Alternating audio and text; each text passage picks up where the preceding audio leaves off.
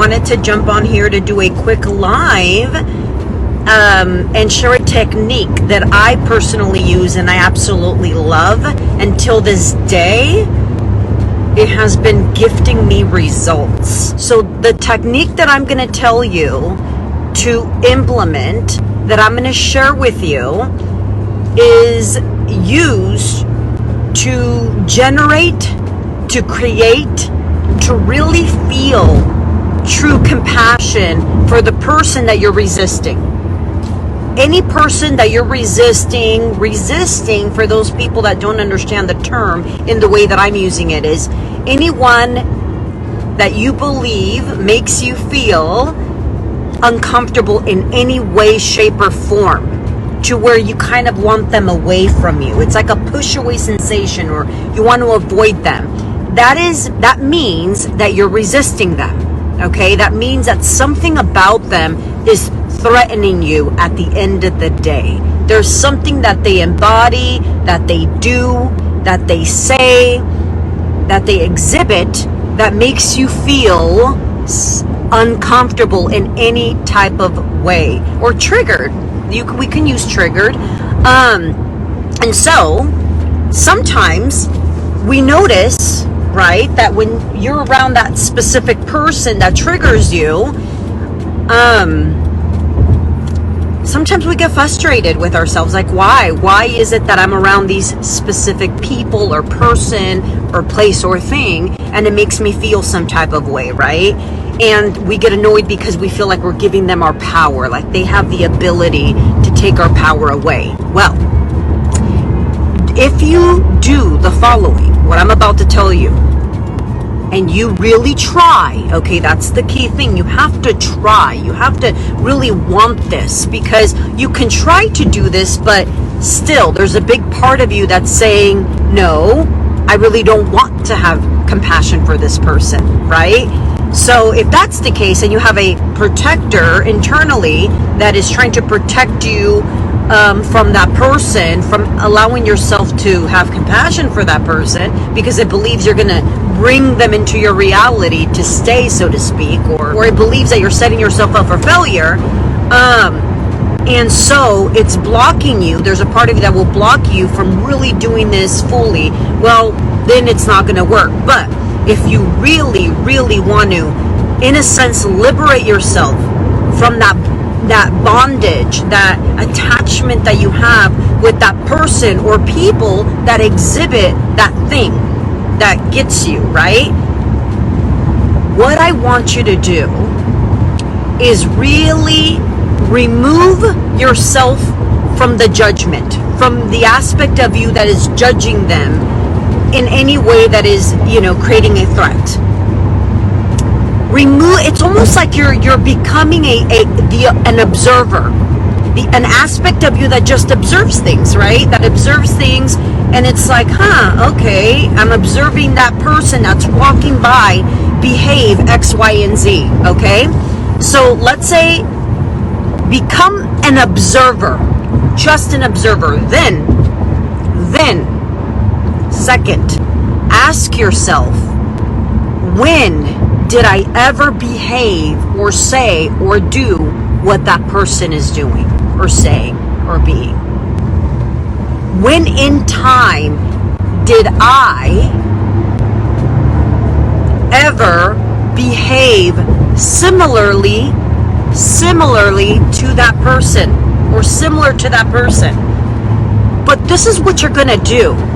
You're going to close your eyes. Yes, I want you to close your eyes, and almost like you're asking that part of you, yourself,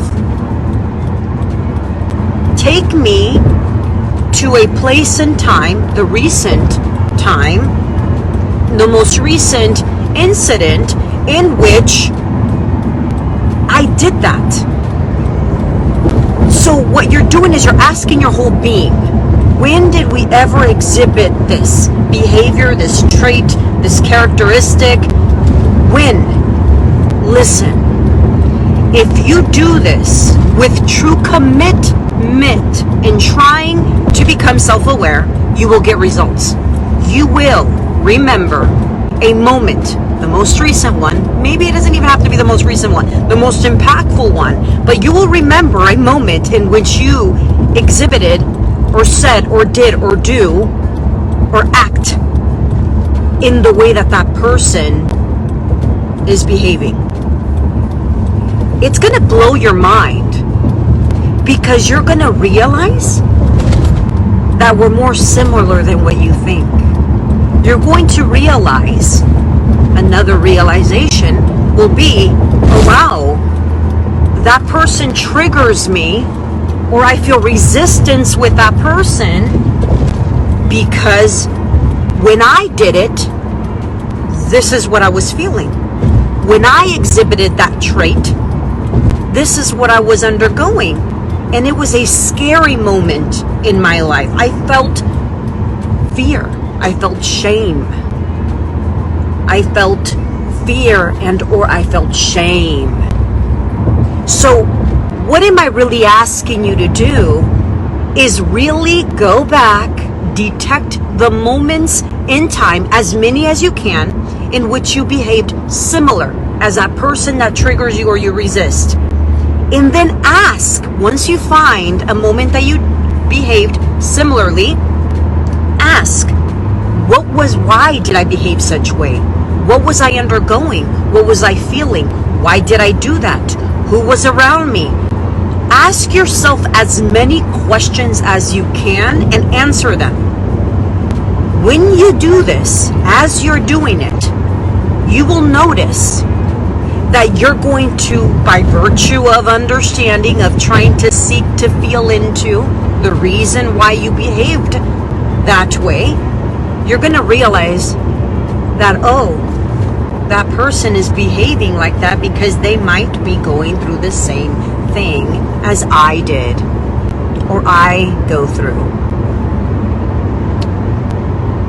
Literally, you can't help it but to feel compassion. You will feel compassion for that person once you understand yourself as to why you did what they did or similar to. By virtue of understanding yourself, you're going to realize, oh damn, I did it too, and my reason was this. And could that then mean that they have the same reason, that they're fearful about something, or they feel major shame about something, or they feel threatened? Listen, I still do this. If you want to understand someone that you resist, or you genuinely want to create a sense of compassion for that person that irritates you, that makes you feel triggered, that makes you feel uncomfortable in any way, shape, or form, do the following. First, you want to really want this. You want to really want this. So you have to really commit to this, okay? To really wanting to gain awareness and true compassion, in a sense, forgiveness. You really want that. Because if you don't want it and you do this, then you're going to resist the process and you're not going to get results in the way that I know you can get results if you do the following, the steps that I'm sharing with you. So the first step is wanting to commit to really seeking to understand, so to create a sense of compassion for that person that irritates you or triggers you or you resist. Second, become an observer. Literally close your eyes. Yes, I want you to close your eyes because you become more in your body.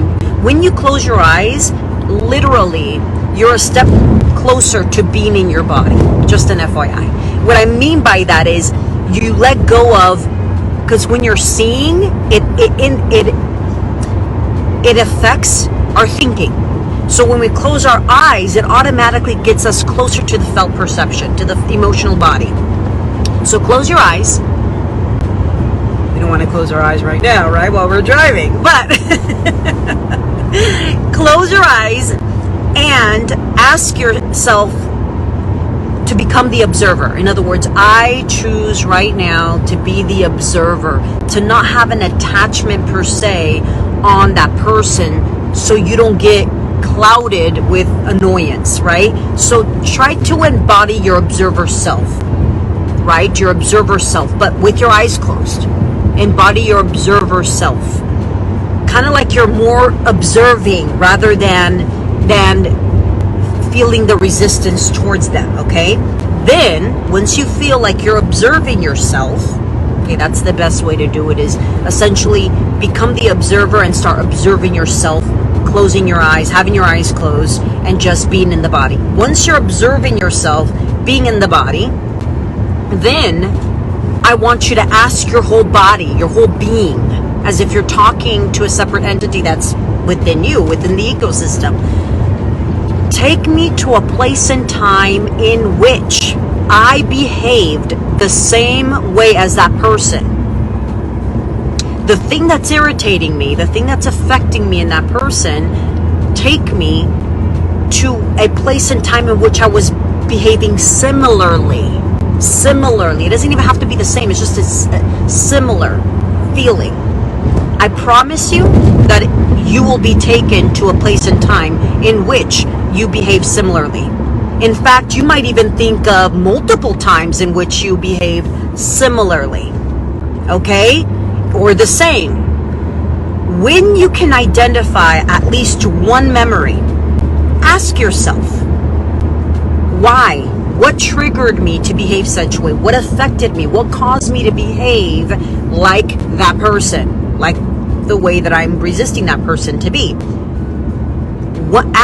Once you get as many answers and information, rather said, who was involved, where was I at, what did they say, when you start gathering as much information as far as what got you to behave similarly, I promise you, yes, I can say that I can promise you that something magical will happen. It's not even magical, it's what happens. You will begin to feel a sense of, oh, does that mean that they were feeling the same way? Does that mean that they are operating that way because of X, Y, and Z, the same way I ended up responding similarly? You will begin to understand why they behave the way that they do, because you're understanding it within you. I'm going to repeat that. You will begin to understand why they do the things that they do, because when you did it, you were in a moment of whatever you gathered, information you gathered, distress, fearfulness, shame, fear, shame, anxiety, whatever it is, uncomfortableness, insecurity. You were in a sense of feeling insecure. So gather as much information, because when you do this, you will then hold the capacity to be able to understand them. Oh, I did it too. First of all, you'll be mind blown that you did it too. You'll be like, wow, here I am resisting it in them, hence judging them, and I did it. And I did it, and I behaved like that because I was in a threat mode. I felt that this other person threatened me in any way, shape, or form. When I say threatened me, not literal like threatened, but like you felt threatened, like you felt like you needed to pull out your protect mechanism, like you just felt some form of internal threat. And so you responded such a way to gain a sense of control, right? Or you felt shame and fear, and because essentially those are the biggest feelings in which we become defensive. Whenever we want to be defensive to someone, it's because we're feeling shame or fear, and we don't want to feel that shame, so to speak. So anyway, yeah, go ahead, give yourself permission to use this technique. I'm telling you, it works. I get results all the time for me and my clients when they're dedicated. They get results. And when I'm questioning them and I'm asking them the right questions while in their observer state, they have their eyes closed, I'm able to, the good part is that I'm able to ask the right questions and kind of like feel the energy, and it really gives them perspective, and they're mind blown that they too behave the same way. They didn't realize it. And that's something that I really want everyone to anchor, to understand this, is that we all we all are similar. We're humans. We respond similarly. Whether we've learned to manage it, to navigate it, to regulate our responses is another story, but we're all struggling together in different levels. We're all struggling together in different levels. I promise you, the more you understand you feel into you. So to gain awareness, you will be able to do it in others. It's just how self-awareness works. Self-awareness works like that. The more you understand you and you dive into you and you feel into you, you will understand others. You will begin to notice and understand the human psychology, the human psyche, the human behaviorism. And I think that's empowering because you'll realize it's not just you. You'll realize we're all stuck in this together. We're all in this space of navigating the human vehicle together. And that just feels, like a community. I mean, it doesn't feel like you're alone doing this. And I think that is very, very powerful. But anyways, hopefully you guys got what I was saying. I apologize. The navigation and the background noise, but I thought I would take advantage. And if you guys have any questions, or if you do this, if you actually do this technique, please, share your experience on the comments, or direct message me, private message me. But anyway, with all the love and full acceptance, Josie.